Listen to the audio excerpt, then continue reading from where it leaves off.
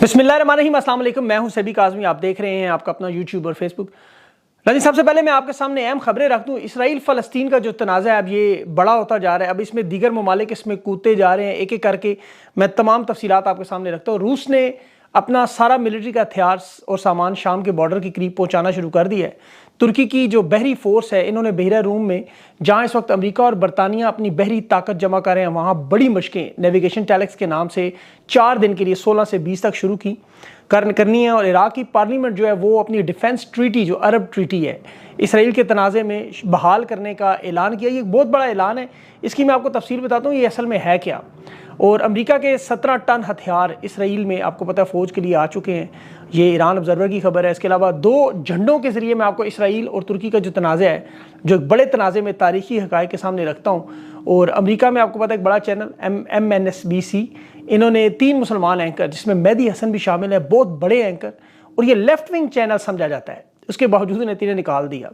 Israel फ़लस्तीन के तनाज़े में Facebook, Instagram, ये भी आपको पता है वीडियोस हटा रहे हैं। गज़ा में इस वक्त जो ज़मीनी ऑपरेशन है उसमें इसराइल की काबीना में इख्तलाफात हैं, और उन इख्तलाफात की वजह क्या है। और शाम इराक के बॉर्डर पर इस वक्त नामालूम तैयारों की ईरानी प्रॉक्सीज पर हमले। ये नामालूम तैयारे किसके थे? ईरान ने फिर बड़ा ऐलान किया, गज़ा में जो ग्राउंड ऑपरेशन हुआ तो उसमें हमें बराह रास्त शामिल होना पड़ेगा। इसकी वजह क्या है? ये सारी तफसीलात मैं आपके सामने रखता हूँ। देखिए, सबसे पहले इसराइल ने अल्टीमेटम दिया था कि तमाम गज़ा की जो आबादी है वो नकल मकानी करे, उसके बाद फिर हम ज़मीनी ऑपरेशन का ऐलान करेंगे। और उसमें देखिए, ये जो अल्टीमेटम दिया गया था, ये ज़मीनी ऑपरेशन के लिए इस वक्त इसराइल तैयार है ताकि फ़लस्तीन जल्द अज जल्द मिस्र के बॉर्डर की तरफ सारे शिफ्ट हो जाएं। और इसके साथ साथ इन्होंने हिजबुल्लाह को वार्निंग भी दी कि आप हमारे लिए दूसरा महाज ना खोलें, वरना हम लेबनान पर बराह रास्त हमला करेंगे। अब इस वक्त तक इसराइल के 1300 लोग इस जंग में काम आए, और इसराइल की जो लड़ाका तैयार हैं उन्होंने गज़ा पर बड़ी शदीद बम्बार्डमेंट भी की। वहाँ पर 23 लाख फ़लस्तीनी आपको पता है इस वक्त महसूर है। 2200 लोगों की फ़लस्तीन की तरफ से शहादतों की इतलात है, जिसमें आपको पता है 1/4 बच्चे भी शामिल हैं। 10,000 से ज़्यादा ज़ख्मी भी हैं। हज़ारों फ़लस्तीनी जो है ग्राउंड ऑपरेशन से बचने के लिए जनूब की तरफ जा रहे हैं। लेकिन ये जो 22 लाख लोग नकल मकानी करें, बड़ा मुश्किल काम है। फ़लस्तीन के सदर ने देखिए इसीलिए जो बाइडन से बात करते हुए दरख्वास्त की कि इंसानी हमदर्दी के तहत अब गज़ा में तिब्बी इमदाद कम अज़ कम हमें लाने दें। और वो जो इस्माइल है, उनका दूसरी पार्टी का लीडर, उसने कहा कि फ़लस्तीनी ज़मीन न छोड़ें, यहीं पर रहें। अब 10 लाख लोगों की नकल मकानी आपको पता है कि इंतहाई मुश्किल काम। इसराइल की फ़ौज जो है वो उस वक्त पूरे उसमें तैयार है, मुल्क में बड़े पैमाने पर जंग के लिए। वो फ़ज़ा में, समुंदर में, ज़मीनी रास्तों पर, तीनों तरफ से तैयारियां मुकम्मल हैं। और इनका कहना है कि अगर फ़लस्तीनी जनूब में चले जाएँ 4 बजे तक, जो पाकिस्तानी वक्त तकरीबन शाम के 6 बजे तक बनता है 1300 GMT, तो ये शायद अब गुजर गया होगा जब तक वीडियो आप देखेंगे। इसराइली फ़ौज दस्ते जो हैं वो शमाल की तरफ आ रहे हैं, और ये लोगों से कह रहे हैं, हमास के जो लोग वो कह रहे हैं ना जाएं यहाँ से। वो कहते हैं रोड पर आप जाएंगे तो इन रास्तों पर हमला हो सकता है, आपके ऊपर स्ट्राइक्स हो सकती हैं, रास्ते में IEDs भी लगी हुई। बहुत से लोगों का कहना है कि हम अपना घर नहीं छोड़ सकते चाहे कुछ भी हो जाए। इसी तरह रेड क्रॉस के जो हॉस्पिटल्स हैं उन्हें भी देखें तो उन्हें भी कहा जा रहा है आप निकलें यहाँ से। लेकिन वो भी देखें बड़े दलेर लोग हैं, वो कह रहे हैं इंसानी हम जाने बचाने के लिए, तिब्बी इमदाद बचाने के लिए हमें ज़रूरी है हम रहना। वो अपनी जान वहाँ ख़तरे में डाल रहे हैं। इसराइल के लोग गज़ा में भी कैद हैं, याद रखें, जो इन्होंने कैदी पकड़े हुए थे, गैर मुल्की भी है उसमें, दोहरी शरीयत के लोग भी हैं। वो भी एक बहुत बड़ा इनके पास अभी रास्ता है। इसराइल के कंट्रोल में कुछ रास्ता जो एक नहीं है, एक चेक पोस्ट है जो राफ़े शहर इजिप्ट की तरफ, मिस्र की तरफ जाती है, वो फ़िलहाल खुली है। लेकिन वहाँ पर इतनी बड़ी तादाद में लोग आ चुके हैं कि जमे गफ़ीर इकट्ठा हुआ है। अमेरिका भी चाहता है जल्दी इलाका खाली, को सारी बात ही इलाका खाली कराना, ये ज़मीन चाहिए। हिजबुल्लाह ने वार्निंग भी दी कि इसराइल के जो शुमाली बॉर्डर है वहाँ पर इनका, आपको पता है हिजबुल्लाह के इसराइल के साथ 2006 से मामलात हल्के फुल्के चल रहे थे, लेकिन अब जो है बड़ी जंग में तब्दील हो सकते हैं, क्योंकि जो उनकी चेक पोस्ट है शेबा के पास इलाके में, वहाँ पर हिजबुल्लाह ने बमबारी भी की। इसराइली वज़ीर-ए-आज़म ने काबीना का जो इजलास किया कि हमें क्या करना चाहिए, तो उन्होंने कहा हमें ज़्यादा महाज नहीं खोलने चाहिए, हमारे लिए बेहतर नहीं, ख़ास तौर पर हिजबुल्लाह के साथ लड़ने के लिए, क्योंकि उससे फिर ईरान इस तनाज़े में बराह रास्त शामिल होगा। और इसराइल देखे सारे पूछते जंगी अभी तक ज़मीनी फ़ौज क्यों नहीं भेजता, तो उसकी बड़ी वजह है इसराइल की फ़ौज अगर ज़मीनी दाखिल हुई तो फिर ये एक गुरीला जंग में तब्दील हो जाएगी। और इसी के लिए वो फ़लस्तीन की जो तंजीम है वो तैयारी कर रही है एक अरसे से। इन्होंने सुरंगों के, बंकर्स के, पनाहगाहों का एक बहुत बड़ा जाल बिछाया हुआ है। और ये ईरान, शाम और हिजबुल्लाह, इनके साथ फिर हौसी भी शामिल हो जाएंगे यमन के। फिर ये मामला बहुत बड़ा इसराइल के लिए बन जाएगा। गज़ा में ज़मीनी कार्रवाई इसराइल के लिए बड़ा ख़तरनाक है। इसीलिए अल्टीमेटम इन सब ने दिए हुए हैं। हिजबुल्लाह ने कहा कि शमाल में आपको पता है पहले जो तंबीही हमले किए थे दिखाने के लिए, अब हमास के मुकाबले में हिजबुल्लाह की बहुत बड़ी मुनज़्ज़म तैयारी है, एक पावरफुल तंजीम है। और इसराइल की फ़ौज हमेशा इनसे لڑائی سے کنفرنٹیشن سے بچتی رہی. ایک طرف دیکھیں وہ جو فلسطینی تنظیم کے آئرن ڈوم کے راکٹ نہیں سنبھالے جا رہے تھے امریکہ سے, انہیں ہنگامی طور پر بیٹریاں اور اسلحہ منگانا پڑا. تو اب 3 لاکھ اگر فوج پھنس جائے اسرائیل کی, تو پھر آپ کو پتہ ہے راکٹوں کی بارش شروع ہو اور زمین میں گوریلا وار ہو, تو پھر ان کے لیے لڑنا انتہائی مشکل ہو جائے گا. اب ایسے میں کوئی دوسرا محاذ اگر کھل گیا تو پھر آپ کو پتہ ہے ان کے لیے بہت بڑا مسئلہ ہے. امریکہ نے اسی لیے اسرائیل کو, پورے اسرائیل کو نو فلائی زون قرار دیا. اس کو پتہ ہے کہ اسرائیل جو ہے وہ اس تنظیم سے تو لڑ سکتا ہے, لیکن اگر کوئی دوسرا محاذ کھلا تو پھر مجبوراً امریکی فوج کو میدان میں آنا پڑے گا, اور وہ اگر میدان میں آئے تو پھر ایران بھی آپ کو پتہ ہے آ جائے گا, اس میں کود جائے گا براہ راست. ابھی تک تو وہ بردباری سے ٹال رہے ہیں, کیونکہ ایران شامل ہوا تو ترکی سمیت شام, لبنان, عراق, ان سب کے لیے مجبوری بن جائے گی. کیونکہ مغربی کنارے میں آپ دیکھیں وہاں مشرقی یروشلم کے پاس یہاں سے فلسطینیوں کی بغاوت شروع ہوئی تھی. محمود عباس ایک کڑپتی حکمران تھا, وہ اسے قابو نہیں پا سکا. پھر انہوں نے غزہ میں آپ کو پتہ نسل کشی شروع ہوئی, تو فلسطینیوں کی پھر پوری ہر طرف بغاوت شروع ہوگی, اور اس میں بار حزب اللہ بھی شامل ہوگی. اردن کے آپ کو پتہ عربوں کا جو ایک پورا ہجوم ہے سرحد کے پاس, وہ آ گیا حزب اللہ کی مدد کے لیے. تو یہ شام اور گولان کی پہاڑیوں تک یہ بات پھیل جائے گی. ایران جنگ میں داخل ہو گیا. اب عرب امارات, قطر اور سعودی عرب بظاہر اس وقت تینوں نیوٹرل کردار ادا کر رہے ہیں, لیکن آپ کو پتہ ہے جو ہی ہمارے عقیدے کے خراسان کے سیاہ جھنڈے نظر آئے تو پھر یہ بھی پس منظر میں تمام شیعہ, سنی, وہابی, بریلوی اکٹھے ہو جائیں گے اس خطے میں, اور پھر معاملہ بہت خطرناک ہو جائے گا. اسی لیے حزب اللہ جو ہے وہ ابھی اسرائیل کی ایک راہب نامی شہر جہاں وہاں انہوں نے اپنی سائٹ پر جھنڈا بھی اپنا لہرایا لال رنگ کا, یہ ابھی ایران کے ٹی وی کی خبر تھی. اور مڈل ایسٹ میں جو ایک نئی دنیا بنانا چاہتے ہیں, کیونکہ میں آپ کو اگر ان کا جھنڈا بتاؤں, 2 جھنڈے ان کے, اسرائیل کے, اور یہ مصر کی دریائے نیل اور ترکی کے دریائے فرات کے درمیان گریٹر اسرائیل کا ستارہ بنا ہو, یہ ان کا جھنڈا. اب اسی تناظر میں آپ اقوام متحدہ میں نیتن یاہو کی تقریر اپنے ذہن میں رکھیں, میں نے آپ کو کل پوری تفصیل سے بتائی تھی, جو گریٹر اسرائیل اور نیو مڈل ایسٹ بنانا چاہتے تھے. تو اسی طرح ترکی کے وزیر اعظم کا بھی ایک بیان تھا, نجم الدین اربکان, اس نے ترکی اور قبرص کا ایک جھنڈا ریلیز کرتے ہوئے کہا تھا یہ 2 لائنیں جو نیلے رنگ کی, ہم اسے ایک لال رنگ کی کر دیں گے, لیکن ہم خطہ اسرائیل کے حوالے نہیں کیا. انہوں نے اپنا جھنڈا اس پہ دکھایا تھا. اس کی بڑی مثال آج قبرص کے آپ کو پتہ ہے وہاں کنارے بحیرہ روم میں ترکی کی بحری مشقیں جو کل سے شروع ہو رہی ہیں. تو یہ ایک بہت بڑا اعلان ہے, ترکی اس خطے کو کسی صورت میں چھوڑنے کو تیار نہیں.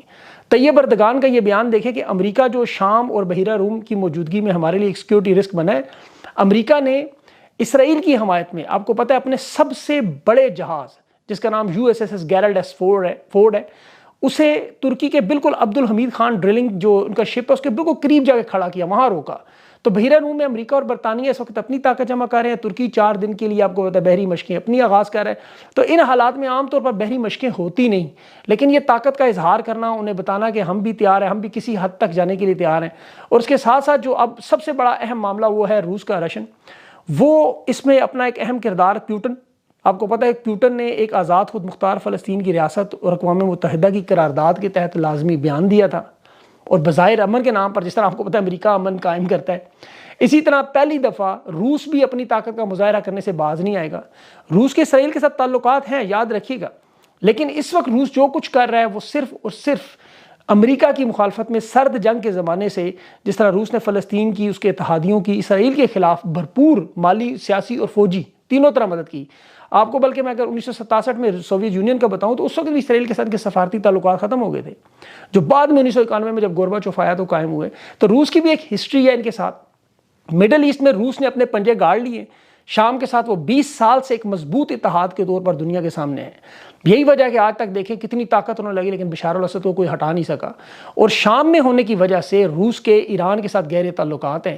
یہاں اسرائیل اور ایران کی آپ کی پتہ پراکسیز کے حملے چلتے رہے, اور چونکہ پیوٹن آپ کو پتہ یوکرین کے معاملے پر اسرائیل اور امریکہ سے شدید دکھی بھی ہے, اور اس نے کیونکہ انہوں نے یوکرین کی بھرپور مدد کی, تو یہ ظاہر ہے اپنا بدلہ لینے کے لیے ایران کے ساتھ, شام کے ساتھ مل کر اس جنگ میں تعاون کریں گے, ان کی مجبوری ہے. اور ان کے سعودی عرب کے ساتھ بھی پیوٹن کے بڑے گہرے تعلقات ہیں, کیونکہ تیل کی ڈیل بھی ہے. پھر اس کے علاوہ آپ کو پتہ ہے ان کے ملٹری تعلقات بھی, پیوٹن نے پورے خطے میں اپنی چودراہٹ بنائی ہے. تو امریکہ, اسرائیل اور برطانیہ کو یہ شدید خطرہ ہے کہ یہ معاملات شروع ہوئے تو جائیں کس طرح, کسی کو اندازہ نہیں ہے. یہ بات یاد رکھیں, پاکستان ایک واحد ملک ہے, نہ 3 میں نہ 13 میں. وزیر خارجہ کہہ رہا ہے جی کہ مسئلہ فلسطین پر ہم پاکستان اور سعودی عرب کا موقف نہیں بدلا, یعنی خارجہ پالیسی جو سعودی عرب کی ہوگی وہی ہماری سے مشروط ہے. 18 تاریخ کو OIC کا اجلاس ہے, ایجنڈا صرف مسئلہ فلسطین ہے. اب دیکھیں پاکستان اس میں بڑا اہم کردار ادا کر سکتے ہیں, مضبوط طاقتور ملک کے طور پر خارجہ پالیسی کے حساب سے. اور اس پورے تنازع میں آپ کو پتہ ہے یہ ایک بڑا اتحادی بھی بن کے سامنے آ سکتا تھا, میڈیٹر بھی بن سکتا تھا, لیکن ان کے لیے ڈالر ہی مسئلہ نہیں ختم ہو رہا وہ کیسے اکٹھا کیا جائے۔ دنیا بہرحال اس کو دو حصوں میں تقسیم ہے، جو ہمیشہ کسی بڑے تنازع میں، چاہے جنگ عظیم 1 ہو 2 ہو، اب تیسری جو ہے اس کی بات کی جا رہی ہے، تو اس طرف تقسیم ہو چکی ہے۔ عراق کی پارلیمنٹ عرب دفاعی معاہدہ 1950 کا، جس میں تمام عرب ممالک نے مل کر ایک نیٹو کی طرز پر معاہدہ کیا تھا کہ اگر ہمارے اوپر بیرونی حملہ ہوا تو تمام ممالک اکٹھے ہو کر اس کا سامنا کریں گے، فوجی مدد کریں گے، مالی مدد کریں گے، ہتھیار دیں گے، ہر قسم کا تعاون کریں گے۔ یہ اور بات ہے کہ ان معاہدہ کبھی نظر نہیں آیا۔ 1961 میں اس میں ملٹری کمانڈر اور پھر عرب لیگ کے حوالے سے بہت سی چیزیں ہوئی، اپڈیٹ ہوئیں، لیکن وہ علامتی فیصلے ہی نکلے۔ اس طاقتور تنظیم سے آپ یہاں سے اندازہ کریں صرف 2 ممالک، قطر اور سعودی عرب، یہ گیس اور پیٹرول ہی اگر بند کرتے ہیں تو جس کا بازو چاہے مروڑ سکتے تھے، لیکن اور اس کے علاوہ ایران کے پاس گیس کے ذخائر ہیں، یہ سارا آپ کو پتہ ہے تمام ممالک ذخائر سے مالا مال ہیں، طاقتور ہیں، یہ غریب نہیں ہیں، یہ طاقتور ملک ہیں، لیکن ایسا کرنے سے انہیں ڈر لگتا ہے کہ براہ راست جنگ مسلط ہوگی، جس سے یہ خود خوف زدہ ہے۔ بہرحال اسرائیل کا خوف کا بت ٹوٹا ہے ان کا، اب انہوں نے ہمت اگر کی تو یہ سارا نظام بدل دیں گے، ورنہ پھر غزہ کے آپ کو پتہ ہے مظلوم آپ کو اسی طرح نظر آئیں گے۔ اللہ انہیں ہمت دے اور اس معاملے کو کسی توڑ تک لگائے۔ طاقت کے توازن میں یہ جو اتحاد ہے، اس میں میڈیا بڑا اہم کردار ادا کرتا ہے۔ اپنا آپ کو پتہ ہے اس دور میں میڈیا، امریکہ کا بڑا چینل MSNBC، اس میں مشہور آپ کو پتہ ہے انگلش پروگرام کے اینکر مہدی حسن، ان کی ریٹنگ، ان کی صحافت، پوری دنیا اس کی کریڈیبلٹی تسلیم کرتی ہے۔ اب وہ اپنے پروگرام میں چونکہ اسرائیل کے جنگی جرائم پر کوشچن اٹھاتا تھا تو ظاہر ہے اس کے جواب نہیں ملتے تھے، تو اس کے علاوہ 2 دوسرے مسلمان اینکر نکال دیے، پروگرام روک دیے ان کے۔ ابھی حالانکہ چینل لیفٹ ونگ چینل سمجھا جاتا ہے۔ اسی طرح سوشل میڈیا بھی آپ کو پتہ ہے جن اداروں کی اس وقت اجارہ داری ہے وہ اپنا کام کر رہے ہیں، جس طرح روس اور یوکرین کی جنگ میں ہوا، آپ اگر خبر دیں گے تو انہی کی سائڈ کے دیں، نہیں تو آپ کا چینل بند، آپ کے مطلب اکاؤنٹس بند۔ تو ابھی بھی وہی معاملہ چل رہا ہے۔ تو کچھ لوگ میکڈونلڈز اس لیے اعتراض کر رہے تھے، جی دیکھیں میکڈونلڈز کی فرنچائزیز نے اپنے حساب سے، اپنے ملک کے حساب سے، کسی نے اسرائیل کی مدد، کسی نے فلسطین کی، تو میکڈونلڈز کا بائیکاٹ کریں۔ اس طرح تو پھر فیس بک بھی ہے، اس طرح تو آپ کو پتہ دیگر بھی ہے، انسٹاگرام وغیرہ بھی ہیں، تو پھر آپ کو وہ بھی چھوڑنے پڑیں گے۔ اس لیے ان تمام چیزوں کو سوچنے کی بجائے آپ کو خود ترقی کرنی چاہیے، آپ کی اپنی کوئی ایپس ہونی چاہیے۔ کتنے مسلمان ممالک ہیں اس وقت جن کے پاس اس طرح کی ٹیکنالوجی موجود ہے کہ وہ اپنی ایپس استعمال کر سکیں، ان کے پاس ایسی کوئی ٹیکنالوجی انہوں نے نہیں بنائی، وہ اپنا ٹائم انہی چیزوں میں آپ کو پتہ ہے ضائع ہوتا رہا ہمارا۔ اگر مسلمان ممالک اس طرف چلے جائیں بجائے ان کی سیاستوں کا حصہ بننے کے، ان کی سازشوں کا حصہ بننے کے، تو آج اتنے کمزور ہی نہ ہوتے کہ آپ جس کا دل چاہے جب چاہے اٹھ کے آپ کو مارنا شروع کر دے۔ تو بجائے یہ کہ اتنی طاقت ہونے کے، تیل کی دولت ہونے کے بھی حالات اگر یہاں ہیں کہ 57 ملک ایک طرف اور ایک ملک ایک طرف اس کے ساتھ اتحادی اس کے، تو پھر یہ چیز آپ کو سمجھ آتی ہے کہ کہیں نہ کہیں غلطی ہماری بہت بڑی ہے۔ ہم نے اپنے آپ کو اس زمانے سے ہم آہنگ نہیں کیا، ہم پیچھے رہ گئے۔ تو ان غلطیوں کو سیکھنے کا نوجوان نسل کو اس طرف لگانا بڑا ضروری ہے، اور بدقسمتی سے سارے غدار ہی ہمارے حصے میں آ گئے۔ صلاح الدین ایوبی نے صحیح کہا تھا جنگ میں پہلے، دشمن سے لڑنے سے اپنے غداروں کو دیکھو۔ ہمیں تو کبھی کوئی باجوہ پڑ گیا، کبھی کوئی میر جعفر پڑ گیا، کوئی میر صادق پڑ گیا، ہماری تو ہسٹری ان غداروں سے بھری ہوئی ہے۔ بہرحال اللہ تعالیٰ فلسطینیوں پر بھی رحم کرے، اور جس طرح دیکھیں انسانی جان کی میں بار بار بات کرتا ہوں، چاہے جس طرف بھی ہو، اللہ کرے یہ تنازع ختم ہو، فلسطینیوں کے اوپر جو عذاب اس وقت انہوں نے مسلط کرنے کی کوشش کی ہے وہ ختم ہو، اور یہ ان کی زندگیاں آسان ہوں۔ وہاں لوگوں پہ پانی، گیس، پیٹرول سب کچھ بند ہے اس وقت، ان کی زندگی جو ہے اس وقت بالکل رک چکی ہے۔ بغیر پانی کے آپ کو پتہ ہے 20 لاکھ تھوڑے لوگ نہیں ہیں اتنے بڑے خطے میں۔ تو مجھے تو وہ یاد آتا ہے کربلا کا واقعہ جس میں پانی بند ہوا، وہاں پہ کیا ہوا۔ تو اللہ تعالیٰ ان کی مشکلات کو آسان کرے، اور دعاؤں میں یاد رکھیں۔ انشاءاللہ اگلی ویڈیو تک کے لیے مجھے اجازت دیں۔ اللہ حافظ۔